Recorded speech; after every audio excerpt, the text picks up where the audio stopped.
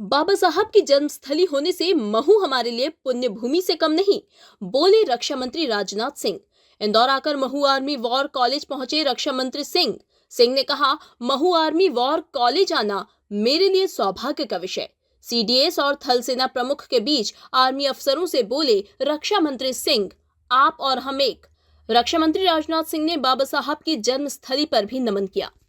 सचमुच आज आप सबसे मिलकर मुझे बेहद खुशी हुई है। रक्षा मंत्री के रूप में जिम्मेदारी का निर्वाह करते हुए लगभग 5 वर्षों से अधिक का समय गुजर गया है। लगभग 5.5 वर्ष पूरे हो गए हैं। कई स्थानों पर जाना हुआ है, लेकिन महू जो बहुत ही प्रमुख स्थान है हमारे फोर्स की दृष्टि से, यहां पर आना मेरा संभव नहीं हो पाया था। लेकिन आज सचमुच इस केंद्र पर आकर मैं स्वयं को भी बहुत गौरवान्वित महसूस कर रहा हूं। और आज आप सब अफसर्स और जवानों के बीच उपस्थित होना, इसे मैं मानता हूं कि हमारे लिए एक सौभाग्य का विषय है। जैसे आप हैं वैसे मैं भी हूं। स्थान थोड़ा बदलता रहता है।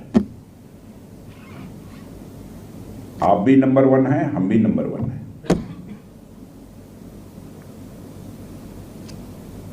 एक कहावत है, शायद आपने सुना होगा कि men are valued according to the position they occupy। मनुष्य का मूल्यांकन इस आधार पर होता है कि किस स्थान पर वह बैठा हुआ है। किस स्थान पर बैठा हुआ है, इसीलिए उसका उस आधार पर मूल्यांकन होता है। मनुष्य तो सब है,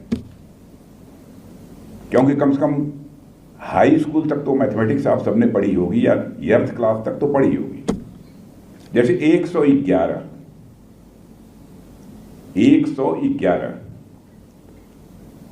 तो पहला जो 1 है उसकी वैल्यू 1 है, और नहीं, पहला 1 जो है उसकी वैल्यू 100 है, और बीच वाला जो 1 है उसकी वैल्यू 10 है, और अंत वाला जो 1 है उसकी वैल्यू 1 है तीनों 1। हम और आप सब एक हैं। मैं यही मानता हूं। जहां तक बहु क्षेत्र का प्रश्न है, यह अन्य कारणों से यह बहुत ही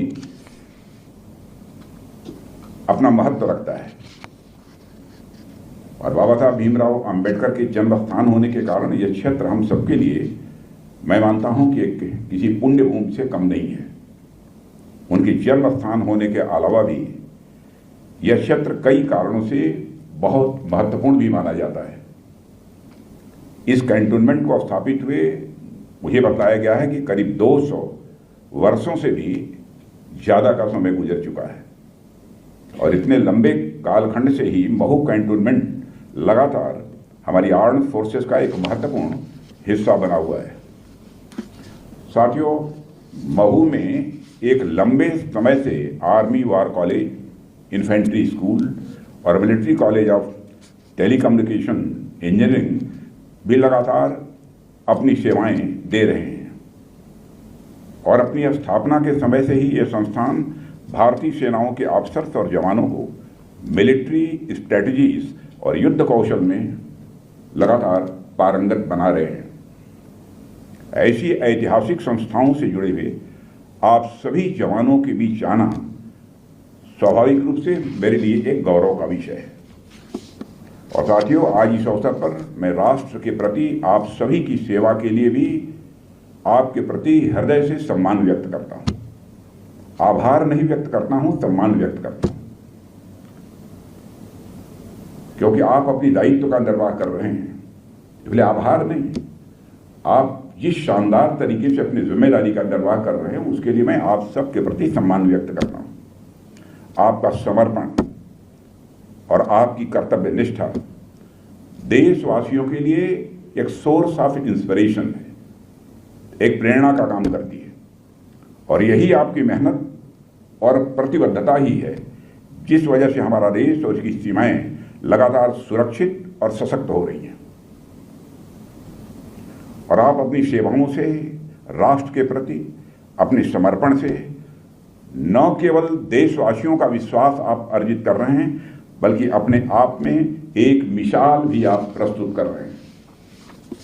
और साथियों, आज जब मैं आपके बीच आया हूं तो आपकी एक बात की मैं खुले दिल से यहां सराहना करना चाहता हूं, वो यह है कि जब भी मैं हमारी आर्म फोर्सेस से संबंधित किसी भी इस्टेब्लिशमेंट में जाता हूं तो मुझे वहां की साफ सफाई बहुत ही आकर्षक लगती है। अब जैसे इस प्रीमाइस में जब मैंने प्रवेश किया यहाँ पर, फिर वही सब साफ सफाई देखने की मिली। कहीं भी मैं कैंटोनमेंट में जाता हूँ और वो बहुत ही आकर्षक लगती है मुझे। उपलब्ध रिसोर्सेज में बेहतर से बेहतर काम कैसे कर सकते हैं, इससे लोगों को आप लोगों से सीखना चाहिए। और आप जिस तरह से साफ सफाई करके रखते हैं, एक तरह से कहूं तो जिस तरह से पूरे जिस क्षेत्र में आप रहते हैं उसको चमका कर रखते हैं, उसे देखकर स्वाभाविक रूप से किसी को भी प्रसन्नता होगी।